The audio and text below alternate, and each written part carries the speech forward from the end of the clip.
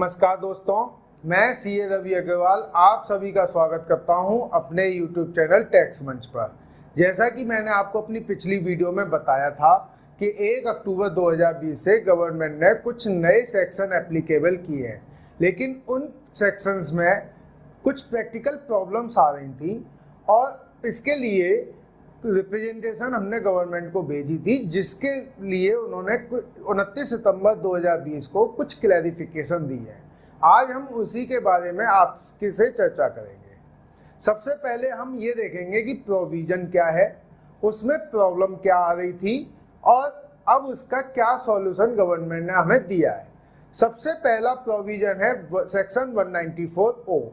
ये TDS deduction का section है। अगर कोई ई कॉमर्स ऑपरेटर किसी ई कॉमर्स पार्टिसिपेंट को उसकी सेल या सर्विस के अगेंस्ट कोई पेमेंट करेंगे तो उस पर 1% का टीडीएस डिडक्ट करेंगे। ये अभी कोविड-19 की वजह से 31 मार्च 2021 तक 0.75% का रेट है। उसके बाद ये 1% लग जाएगा। अगर पार्टिसिपेंट अपना पैन नंबर नहीं देंगे तो उसके ऊपर 5% का टीडीएस डिडक्ट होगा। और अगर पार्टिसिपेंट इंडिविजुअल या एचयूएफ हैं और उनकी जो सेल है उस ई कॉमर्स ऑपरेटर के थ्रू या सर्विसेज है 5 लाख से नीचे है तो उसका कोई टीडीएस नहीं कटेगा। अब इसमें हम ये समझते हैं कि e commerce operator, e commerce participant होते कौन है। ई कॉमर्स ऑपरेटर वो होते हैं जो किसी पार्टिसिपेंट्स या किसी पर्सन की सेल को मैनेज करते हैं अपने एक प्लेटफॉर्म के through, just like Amazon, Paytm, Flipkart, urban clap etcetera. इसमें जो भी वो एक प्लेटफॉर्म देते हैं जिससे कोई भी कस्टमर आके अपना ऑर्डर प्लेस कर सकता है और सेलर अपना गुड्स, प्रोडक्ट या सर्विसेज बेच सकते हैं। और पार्टिसिपेंट वो होते हैं जस्ट लाइक सेलर जो अपने प्रोडक्ट्स को, अपनी सर्विसेज को इन प्लेटफॉर्म्स के थ्रू बेचते हैं। प्रोसीजर ये होता है कि कोई कस्टमर है, कोई बायर है, वो अपना प्रोडक्ट सर्च करता है इनके प्लेटफॉर्म पे, अमेजन में या पेटीएम में या फ्लिपकार्ट में अपना प्रोडक्ट सर्च करता है और वहाँ पे ऑर्डर प्लेस कर देता है। वो ऑर्डर जो वो प्लेस करते हैं उसको सेलर फुलफिल करते डायरेक्ट कस्टमर को भेज देते हैं। कस्टमर या बायर जो है वो अपनी पेमेंट उन ऑपरेटर्स को देते हैं, अमेजन, पेटीएम वगैरह को, और अमेजन, पेटीएम जो है ये पेमेंट अपना टीडीएस, अपना कमीशन, चार्जेज वगैरह काट करके वापस सेलर को दे देते हैं। ये पूरा का पूरा प्रोसीजर चलता है। अब प्रॉब्लम क्या है? सबसे पहली प्रॉब्लम है, कभी कभी आपने देखा होगा जब आप पेमेंट करने जाते हैं, बायर जो भी पेमेंट करता है तो प्लेटफॉर्म के साथ में एक पेमेंट गेटवे खुलता है। वो पेमेंट गेटवे एक एजेंसी की तरह से होता है। वो पेमेंट ले लेते हैं और उस पेमेंट का लमसम करके अमेजन, फ्लिपकार्ट वगैरह को दे देते हैं। फिर अमेजन, फ्लिपकार्ट उस पेमेंट में से सेलर को देता है। आपने एक सिंगल ट्रांजैक्शन करी और इस ट्रांजैक्शन के 2 ट्रांजैक्शन हो गई। पहली ट्रांजैक्शन हुई अमेजन और सेलर के बीच में, जहां सेलर ई कॉमर्स पार्टिसिपेंट है और अमेजन आपका ई कॉमर्स ऑपरेटर है। अमेजन उसका जो है सेलर का टीडीएस काट लेगा। दूसरी ट्रांजैक्शन हुई पेमेंट गेटवे और अमेजन के बीच में, जहां अमेजन ई कॉमर्स पार्टिसिपेंट है और पेमेंट गेटवे वो है ई कॉमर्स ऑपरेटर। क्योंकि अमेजन जो है अपनी पेमेंट्स के लिए पेमेंट गेटवे का प्लेटफॉर्म यूज कर रहा है, तो यहाँ भी एक टीडीएस की एप्लीकेबिलिटी आ गई। तो यही क्वेश्चन गवर्नमेंट के पास पहुंचा कि एक ही ट्रांजैक्शन पे 2 बार टीडीएस क्यों कट रहा है, इसमें कुछ ना कुछ रिलैक्सेशन होनी चाहिए। तो इसके क्लैरिफिकेशन में गवर्नमेंट ने सीधा बोला है कि यदि e commerce operator like Amazon अपनी डिक्लेरेशन दे देते हैं पेमेंट गेटवे को कि उन्होंने आगे टीडीएस काट लिया है, तो फिर पेमेंट गेटवे के लिए टीडीएस काटने की कोई रिक्वायरमेंट नहीं है। ये क्लैरिफिकेशन आने से ये डबल टैक्सेशन वाला प्रॉब्लम सॉल्व हो गया। आप जनरली जब भी इंश्योरेंस परचेज करते हैं तो आजकल वो ऑनलाइन वाला सिस्टम है कि पॉलिसी बाजार वगैरह .com जो चलती हैं उनसे आप परचेज कर लेते हैं। ये policybazaar.com और इंश्योरेंस कंपनी के बीच में वही ई कॉमर्स पार्टिसिपेंट और ई कॉमर्स ऑपरेटर वाला रोल होता है। policybazaar.com एक प्लेटफॉर्म है जिसके तहत इंश्योरेंस कंपनी अपना प्रोडक्ट बेचती हैं, अपनी इंश्योरेंस बेचती हैं और आप उसको खरीदते हैं। तो वहाँ पे तो ये लग गया कि अपना टीडीएस कटेगा, लेकिन कुछ इंश्योरेंस ऐसे होते हैं जो ऑटो रिन्यूअल होते हैं, जहाँ पेमेंट ऑलरेडी कट जाती है, हर दूसरी बार जब भी अगले साल पेमेंट होती है तो कट जाती है, या फिर डायरेक्ट पेमेंट चली जाती है इंश्योरेंस को, वो आगे तक होते हैं, प्रीमियम जाता रहता है उनका। क्वेश्चन ये था कि जब दूसरी बार पेमेंट होगा तो ये हमारा जो बीच में प्लेटफॉर्म है उसका तो यूज होगा नहीं, ये तो डायरेक्टली जो है इंश्योरेंस को चली जाएगी। लेकिन जब पॉलिसी के हिसाब से जो रिकॉर्ड मेंटेन करे जाते हैं तो उसमें रेफर्ड होता है वो प्लेटफॉर्म, क्योंकि उन्होंने पहली इंश्योरेंस में जिसने भी जो है रेफर किया है इंश्योरेंस कंपनी उसी के नाम पे रखते हैं। तो क्या इस पे भी टीडीएस की एप्लीकेबिलिटी होने की?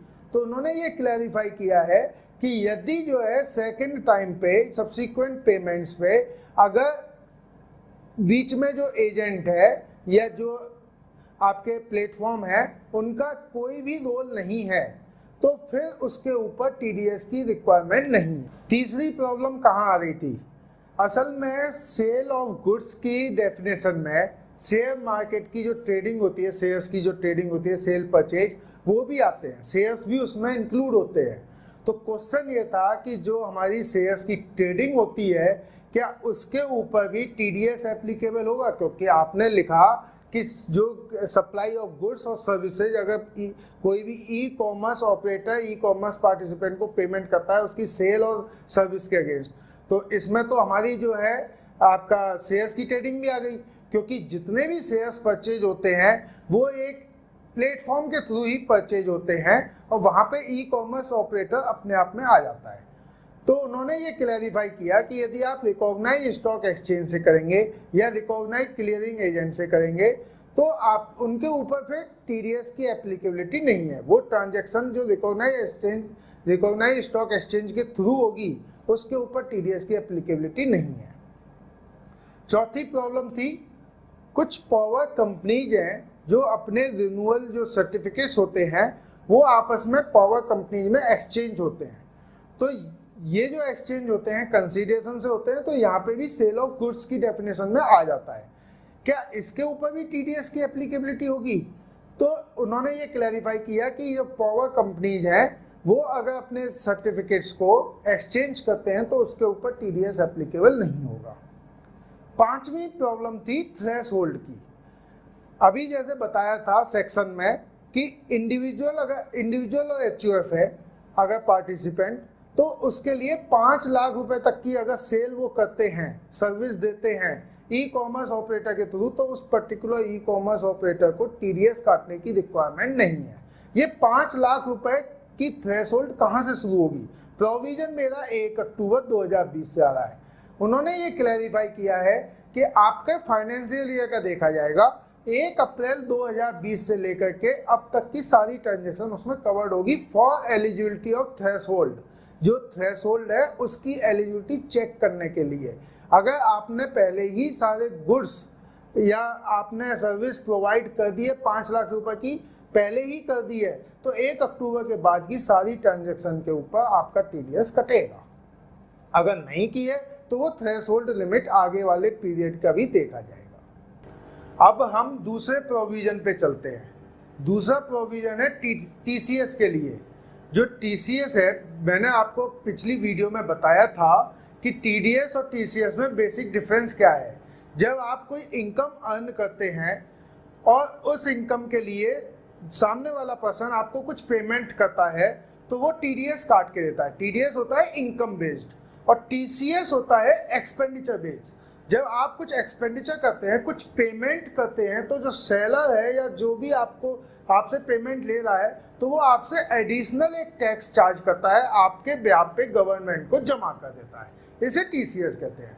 पिछली वीडियो में मैंने आपको बताया था एक नया सबसेक्शन 206C1H ये 1 अक्टूबर 2020 से एप्लीकेबल किया गया है और इसमें ये कंडीशन है कि यदि कोई पर्सन है जिसकी टर्नओवर पिछले साल में 10 करोड़ से ऊपर है और ड्यूरिंग द ईयर में वो किसी पर्सन को 50 लाख से ऊपर के प्रोडक्ट की सप्लाई करता है, यहाँ पे प्रोडक्ट है, सर्विस नहीं है, प्रोडक्ट की सप्लाई करता है, तो वो उस बायर से 0.1% का TCS चार्ज करेंगे। कोविड-19 की वजह से ये रेट 31 मार्च 2021 तक 0.075% है। अगर बायर अपना पैन नंबर नहीं देता है तो उससे 1% का TCS चार्ज होगा।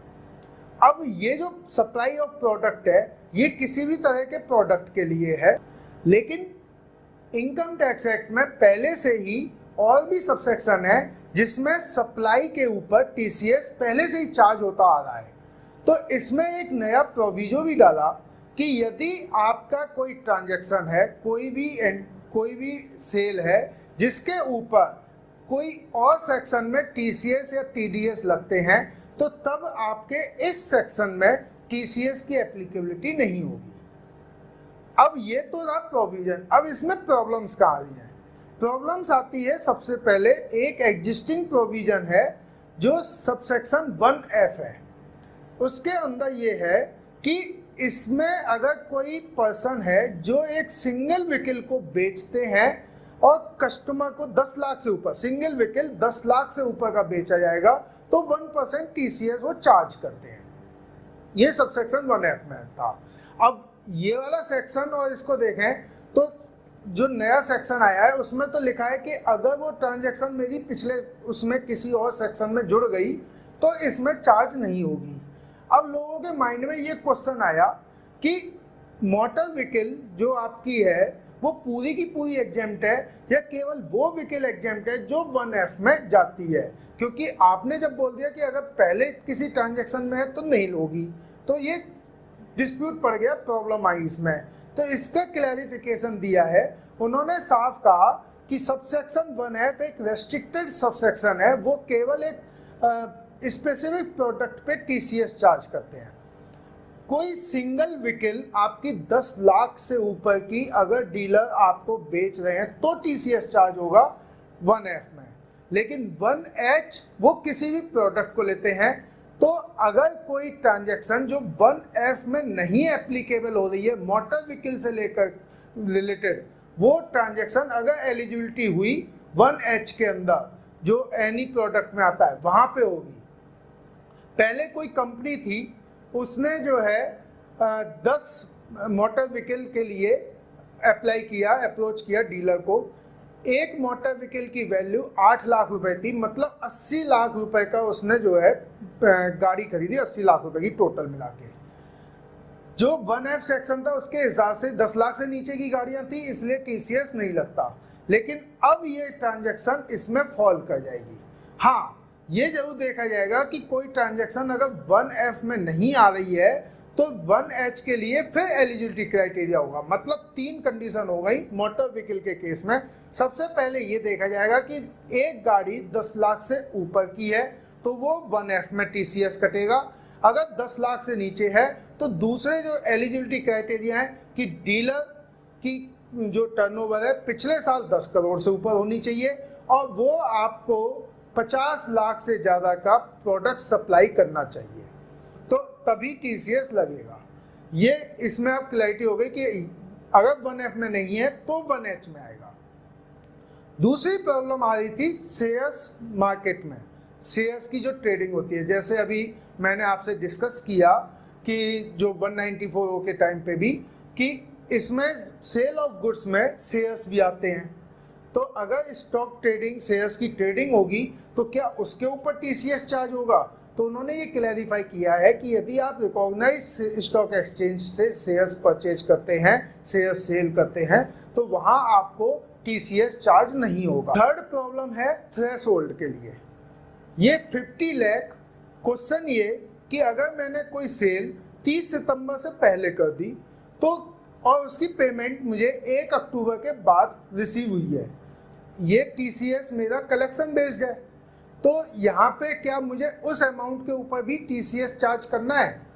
तो उनका ये कहना है गवर्नमेंट का कि हम कलेक्शन बेस्ड ही चल रहे हैं। कोई भी अमाउंट आपको 1 अक्टूबर के बाद रिसीव हुई है, भले ही सेल कभी की भी हो, लेकिन अगर 1 अक्टूबर के बाद आपको अमाउंट रिसीव हुई है तो आप TCS चार्ज करेंगे।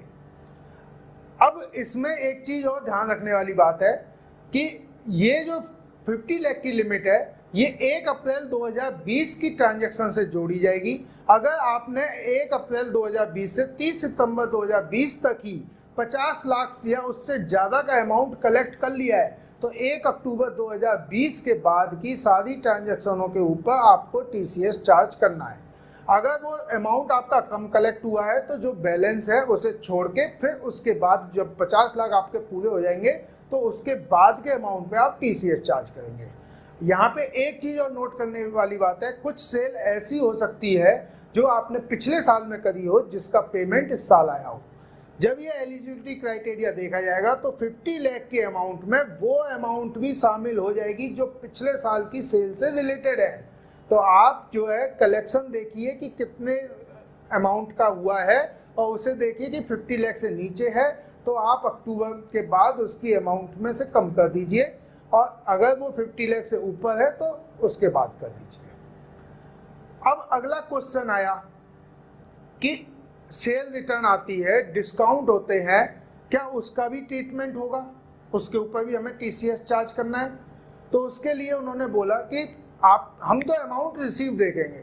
ऑब्वियस ही बात है, अगर सेल रिटर्न होगा या डिस्काउंट होगा तो आपको वो अमाउंट नहीं मिलेगा। अगर आपको पहले अमाउंट मिल गया है उसके बाद सेल रिटर्न हुई है तो अगले बिल पर उसके बाद वो एडजस्ट हो जाएगा, अमाउंट आपको नहीं मिलेगा। अगर वो आपको अमाउंट नहीं मिलेगा तो आपको TCS भी चार्ज करने की ज़रूरत नहीं है, सीधी सी बात है ये तो। और फिर अगला क्वेश्चन आता है GST का। हम जब इनवॉइस बनाते हैं तो उसके ऊपर GST या इनडायरेक्ट टैक्स जो भी एप्लीकेबल है हम वो इनवॉइस पे चार्ज करके देते हैं और उसके पेमेंट हम बायर से लेते हैं और गवर्नमेंट को पे कर देते हैं। क्वेश्चन है कि जो हमारा GST का पोर्शन है क्या उसके ऊपर भी TCS चार्ज होगा? इसके क्लैरिफिकेशन में उन्होंने बोला कि हम वही अमाउंट रिसीव्ड की बात कर रहे हैं, जो कुछ भी आपको मिलेगा आप हमें उसका 0.1% दे दीजिए, वो आपसे TCS 0.1% ले लेंगे। मतलब GST का भी अमाउंट जो मिला है वो भी आपको मिल जाएगा, वो भी उसके ऊपर TCS चार्ज होगा। अब यहाँ एक कंट्राडिक्शन आती है, GST एक्ट के अंदर लिखा है कि जो भी अमाउंट आपको मिलेगा उसके ऊपर GST चार्ज करना है और इनकम टैक्स में ये TCS का प्रोविजन डाला है, उसमें भी ये लिख दिया कि जो भी अमाउंट आपको मिलेगा इंक्लूडिंग GST उसके ऊपर TCS करेंगे। अब क्या करें?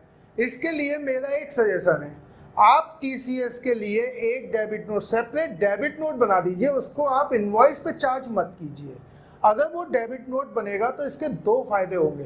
पहली बात तो जो TCS है वो आपका कलेक्शन बेस्ड है, जब आपको अमाउंट मिलेगा तभी आपको पे करना होगा। और अब जब आप डेबिट नोट बनाएंगे तो आपकी रिकॉर्ड्स पूरी तरह से मैच होंगे कि आपको अमाउंट मिला उसी डेट पे आपने एंट्री डाल दी। लेकिन अगर आप इसको इनवॉइस पे चार्ज करेंगे, 3 महीने बाद आपके पास पेमेंट आएगी, उसको रिकनसाइल करना थोड़ा सा एक कम्बरसम टास्क है। तो मेरा ये सजेशन है कि आप इसके लिए डेबिट नोट बनाएं। दूसरा इसका एक और फायदा है कि जब आप TCS का डेबिट नोट बनाएंगे तो क्योंकि ये सप्लाई ऑफ गुड्स नहीं है तो इस वजह से आप इसके ऊपर GST अप्लाई करने के लिए रेस्पॉन्सिबल नहीं है, ये आप GST के प्रोविजन से बच जाएंगे। तो जो कंट्राडिक्शन था वो यहाँ पे आके सॉल्व हो जाएगा। आप GST ऑफिसर्स को बोल सकते हैं कि ये TCS है, मैंने टैक्स कलेक्ट किया है और ये एक टाइप का रीइंबर्समेंट ऑफ एक्सपेंसेज है, मैंने टैक्स कलेक्ट करके गवर्नमेंट को पे कर दिया, मेरी कोई इनकम नहीं है, तो GST उसके ऊपर चार्ज नहीं होगा। अगली प्रॉब्लम थी कुछ लोगों को जो फ्यूल सप्लाई करते हैं डोमेस्टिक एयरपोर्ट्स में, जो नॉन रेजिडेंट एयरलाइंस आती हैं उनको वो फ्यूल सप्लाई करते हैं। उनका कहना था कि ये फ्यूल सप्लाई भी सेल की कैटेगरी में आता है, क्या हम TCS चार्ज करें? तो उन्होंने कहा कि अगर नॉन रेजिडेंट वो हैं एयरलाइंस हैं तो उसके ऊपर TCS चार्ज करने की रिक्वायरमेंट आपको नहीं है। दोस्तों, आशा करता हूँ आपको हमारी इस वीडियो के माध्यम से अपनी कंप्लायंस को, अपने बुक्स ऑफ अकाउंट्स को मैनेज करने में आसानी होगी। आप हमारी इस वीडियो को लाइक करें, शेयर करें। अगर आपकी कोई कमेंट है, कोई क्वेरी है तो नीचे लिखे कमेंट बॉक्स पे लिख के भेज दीजिए। आप ज़्यादा से ज़्यादा नई अपडेट्स पाने के लिए हमारे इस चैनल को सब्सक्राइब कीजिए। धन्यवाद।